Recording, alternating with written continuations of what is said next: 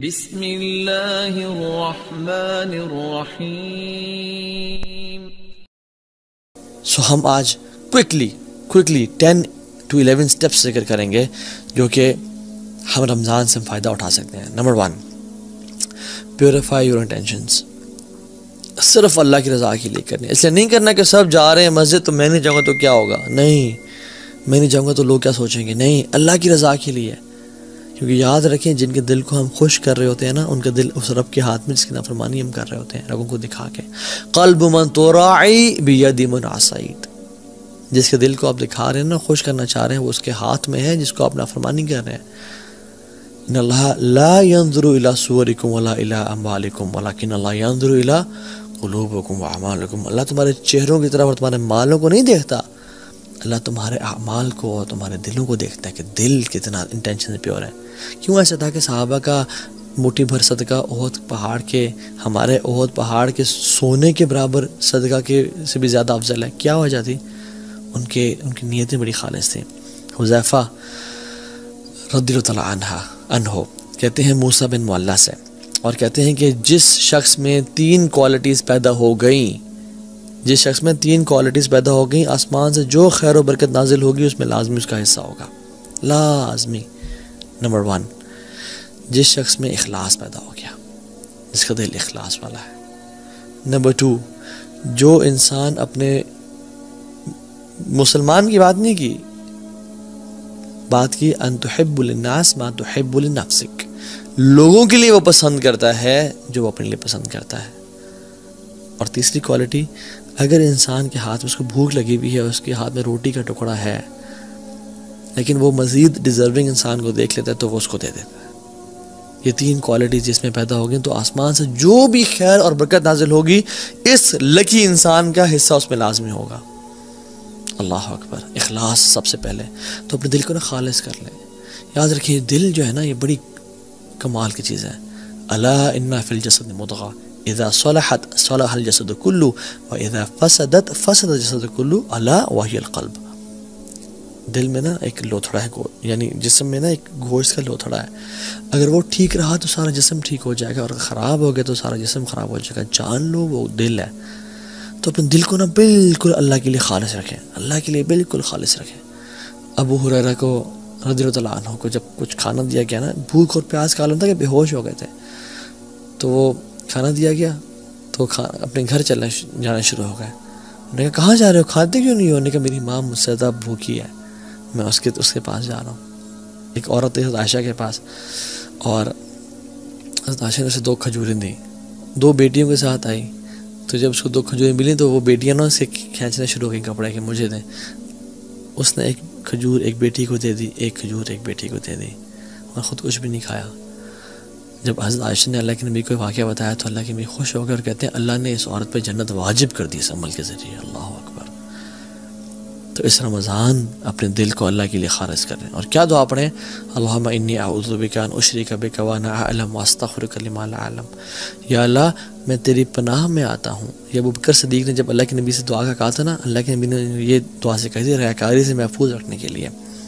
اللہم انی اعوذ بک ان اشرک بک وانا اعلم، یا اللہ میں تیری پناہ میں آتا ہوں کہ میں تیرے ساتھ شرک کروں جانتے ہوئے، واعوذ بک لما لا اعلم، اور میں اعوذ بک ان اشرک وانا اعلم، اور میں پناہ میں آتا ہوں کہ میں نہ جانتے ہوئے تیرے سے شرک کروں۔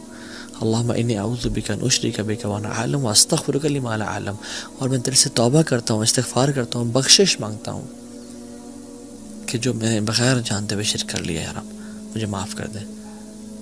کیونکہ یاد رکھیں لوگ آپ پہ کام نہیں آئیں گے، لوگ چھوڑ جائیں گے آپ کو، لوگ آپ کو دھوکہ دے جائیں گے، کام آئے گا وہ اللہ آئے گا۔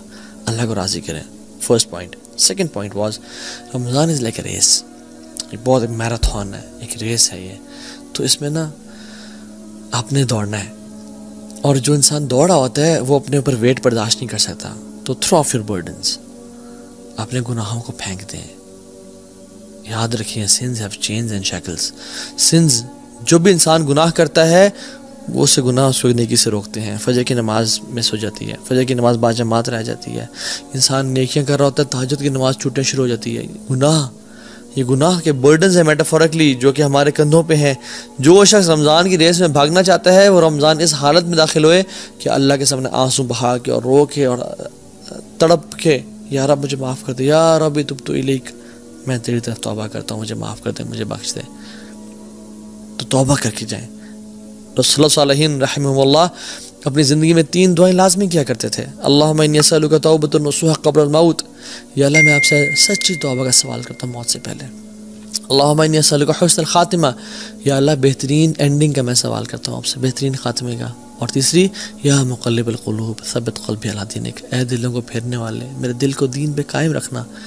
یہ 3 دعائیں ہم ان کو اپنی زندگی کا حصہ بنائیں اور آنکھوں سے آنسو بہائیں کہ یا رب رمضان میں داخل ہونے والا ہوں، گناہ معاف کر دے، میری زندگی میں چینج کرنا چاہتا ہوں اس رمضان کو. So throw off your burdens this رمضان انشاءاللہ. اور جب بھی کوئی گناہ ہو جائے یا اگر پاس میں گناہ ہو گئے ہیں تو کیا کریں؟ 2 وضو کریں، 2 رکعتیں پڑھیں، اللہ کے سامنے توبہ استغفار کریں، یا رب مجھے معاف کر دیں. اللہ آپ کے گناہوں کو معاف کر دے گا انشاءاللہ. اور یہ مت دیکھیں کہ گناہ چھوٹا ہے یا بڑا ہے، یہ دیکھیں میں کس رب کی نافرمانی کر رہا ہوں، کس رب کی بات کا انکار کر رہا ہوں. لیس کبیرۃ بالاستغفار ولیس صغیرۃ بالاصرار. کبیرہ گناہ کبیرہ نہیں رہتا استغفار کرنے سے، وہ مٹ جاتا ہے، ختم ہو جاتا ہے. ولیس صغیرۃ بالاصرار، اور صغیرہ اصرار کرنے سے صغیرہ نہیں رہتا، وہ کبیرہ بن جاتا ہے کنسسٹنسی کے ساتھ. اللہ تعالیٰ کو جس طرح سے نیک اعمال پسند ہے نا، چاہے تھوڑے ہوں اور کنسسٹنسی سے کیے جائیں، اسی طرح ان گناہوں سے بھی اللہ تعالیٰ کو نفرت ہے جو بے شک چھوٹے ہوں لیکن کنسسٹنسی کے ساتھ کیے جائیں. اللہ چاہتا ہے میں معاف کر دیں. تو اس رمضان میں انٹر ہوں آنسو بہا کے، یار اب جو بھی پچھلے سال گناہ ہو گئے، میں نے اپنے منہ کو کالا کیا، میں نے گناہ کیے، میں نے جو چیز کی، مجھے معاف کر دیں. تیسری چیز، مینیج یور ٹائم. وہ کہتے ہیں نا من علامت المقت اضاعت الوقت. لوزر ہونے کی نشانی یہ ہے کہ انسان اپنا ٹائم کو ضائع کرتا ہے. If you fail to make a plan, you plan to fail. If you fail to plan, you plan to fail. اگر آپ نے پلان نہیں بنایا رمضان کے انٹر ہونے سے پہلے تو آپ نے یہ پلان بنا لیا ہے کہ پھر میں فیل ہی ہوں گا، اس رمضان میں کچھ نہیں پاؤں گا. سو پلان ایگزیکٹلی کہ مجھے کیا کرنا ہے، سنتیں کس طرح سے پڑھنی ہے، قرآن کو کب ٹائم دینا ہے، دعا کے لیے کون سا ٹائم نکالنا ہے، غریبوں کے ساتھ بیٹھ کے میں نے ان کے ساتھ میں نے کھانا کب شیئر کرنا ہے، راشن ڈسٹریبیوشن میں نے کب کرنی ہے. سارے پلانز بنائے آپ نے. سحری سے پہلے وبالاسحار هم یستغفرون، جو نیک لوگ تھے نا وہ سحری سے پہلے یعنی سحری کے ٹائم پہ فجر سے پہلے توبہ استغفار کیا کرتے تھے. اس ٹائم اپنے آپ کو خالص کر لیں توبہ استغفار کے لیے. استغفر اللہ الذی لا الہ الا هو الحی القیوم واتوب الیہ. اللہ مجھے معاف کر دے، میں بڑا گناہ گار ہوں یار، میں بڑا پھسل جاتا ہوں یار، مجھے معاف کر دے. 4th پوائنٹ، دل کو صاف کر لیں. عبداللہ بن عباس سے پوچھا گیا کہ آپ رمضان کو کیسے ویلکم کرتے تھے، صحابہ اور آپ لوگ کیسے ویلکم کرتے تھے؟ تو آپ نے کہا ہے کہ ہم رمضان کو ویلکم اس طرح کرتے تھے کہ ہم اپنے دلوں کو صاف اور پاک کر لیتے ہیں. لا الہ الا اللہ. اور ہم تو دلوں کو بغض اور کینے سے بھر کے تسبیحیں تو پھیر لیتے ہیں، جانمازیں تو خرید لیتے ہیں، قرآن تو پرچیز کر لیتے ہیں، لیکن دل ہمارے ناپاک ہیں. جس کے خلاف بھی، چاہے ساس ہے یا بہو ہے یا پھپھو ہے یا جو بھی ہے آپ کی لائف میں، جس سے آپ کو بغض اور حسد اور کینہ ہے، جس نے ظلم کیا، اخلاق کا اعلیٰ درجہ کیا ہے کہ یا رب تو مجھے معاف کر دے. جو مجھ سے لوگ محبت کرتے ہیں ان کو معاف کر دے، اور جنہوں نے مجھ پہ ظلم اور زیادتی کی، یا رب ان کو بھی معاف کر دے. یہ اچھا اخلاق ہے. اللہ آپ سے محبت کرے گا. معاف کر دیں اللہ کی رضا کے لیے انشاءاللہ، انہیں اللہ کے چہرے کے لیے ان کو معاف کر دیں. سعد بن معاذ کون ہے؟ جن کی وفات پہ اللہ تعالیٰ کا عرش کانپ پا، 70,000 فرشتے نازل ہوئے. ان میں کوالٹی کیا آتی ہے کہ اللہ کی نے کہا کہ جو شخص اس دروازے سے داخل ہوا نا وہ جنتی ہے. اور ملٹیپل ڈیز کے لیے سعد بن معاذ داخل ہوئے. صحابہ حیران ہو گئے کہ کیا عمل کرتے ہیں. ایک صحابی نے گھر چلے گئے، ان کو نوٹس کرتے رہے، بڑا حیران ہو گئے. کہتے ہیں آپ بھی تہجد پڑھتے ہیں، میں بھی پڑھتا ہوں، آپ بھی صدقہ دیتے ہیں، میں بھی کرتا ہوں، سب کام جو آپ کرتے ہیں میں بھی کرتا ہوں، لیکن آپ جنت آپ پہ واجب کیوں؟ کیا کہتے ہیں؟ جب بھی میں رات کو سوتا ہوں نا، میں نے آج اپنے لوگوں کو، میں مسلمانوں کو معاف کر کے سوتا ہوں. میں نے آج تک کسی مسلمان کے خلاف کینہ اور بغض نہیں رکھا، میں نے دل کی گرہ نہیں رکھی، میں نے حسد نہیں کیا. تو اپنے دلوں کو صاف اور پاک کر لیں. اللہ کو یہ اعمال بڑے پسند ہے. اعمال وہ بھی ہوتے ہیں من اعمال القلوب، جو دل کے اعمال ہوتے ہیں. ضروری نہیں کہ آپ فزیکلی بھی ایکشنز کر رہے ہوں، دل بڑا میٹر کرتا ہے اللہ تعالیٰ کے سامنے. اپنے دل کو صاف اور پاک رکھیں، اللہ دل کو دیکھتا ہے. 4th اور 5th پوائنٹ، روزے رکھیں اور قیام اللیل کریں. حدیث میں آتا ہے من صام رمضان ایمانا واحتسابا، جس سے رمضان کے روزے رکھیں ایمان کے ساتھ اور ہوپنگ ریوارڈ فرام اللہ سبحانہ وتعالیٰ. تو کیا ہوگا؟ غفر لہ ما تقدم من ذنبہ، تمام گناہوں سے معاف کر دیے جائیں گے۔ اور جس نے قیام اللیل کیا رمضان کی راتوں کو، سب راتوں کو ایمان کے ساتھ اور اللہ سے اجر کی امید، یا اللہ میں تیرے لیے کر رہا ہوں، یار مجھے تیرے سے اجر چاہیے، اس کے تمام پچھلے گناہ معاف ہو جائیں گے۔